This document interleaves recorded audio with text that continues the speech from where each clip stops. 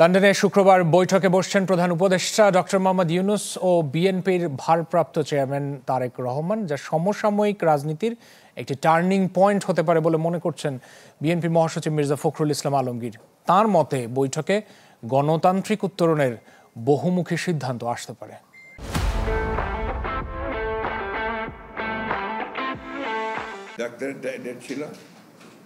ঈদের চতুর্থ দিন রাজধানীর গুলশানে সাংবাদিকদের সাথে শুভেচ্ছা বিনিময় করেন বিএনপি মহাসচিব। উত্তর দেন সমসাময়িক ইস্যুতে নানা প্রশ্নের। আমি কিন্তু আজকে আসছি শুধু আপনাদের সঙ্গে জাস্ট দেখা করা, গল্প করা। লন্ডনের প্রধান উপদেষ্টা ডক্টর মোহাম্মদ ইউনূসের সাথে বিএনপির ভারপ্রাপ্ত চেয়ারম্যান তারেক রহমানের বৈঠকের বিষয়ে জানতে চাওয়া হয় মির্জা ফখরুলের কাছে।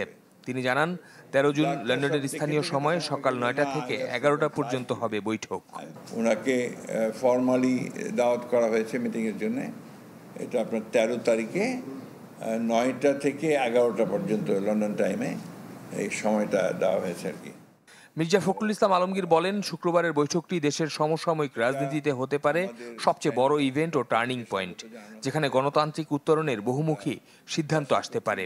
প্রত্যাশা করছি যে এটা বাংলাদেশের যে রাজনৈতিক যে সংকটগুলো আছে এগুলোকে কাটিয়ে উঠতে একটা পজিটিভ ভূমিকা রাখতে পারে এই সাক্ষাৎকারটা। একই সঙ্গে আমি ব্যক্তিগতভাবে মনে করি যে সাম্প্রতিককালের রাজনৈতিক যে প্রেক্ষাপট, যে অবস্থান, এটা একটা বড় ইভেন্ট। এটা একটা টার্নিং পয়েন্ট হতে পারে আপনার কি, যদি সব কিছু সঠিকভাবে চলে। সরকার ঘোষিত নির্বাচনের সময়সীমা নিয়ে তিনি বলেন, বিএনপি যে কোনো সময় ভোটের জন্য প্রস্তুত, তবে এপ্রিল নির্বাচনের জন্য উপযুক্ত সময় নয়। সময়টা তো ঠিক না। আমি প্রথম দিনই বলেছি আপনার যে time is not good for election.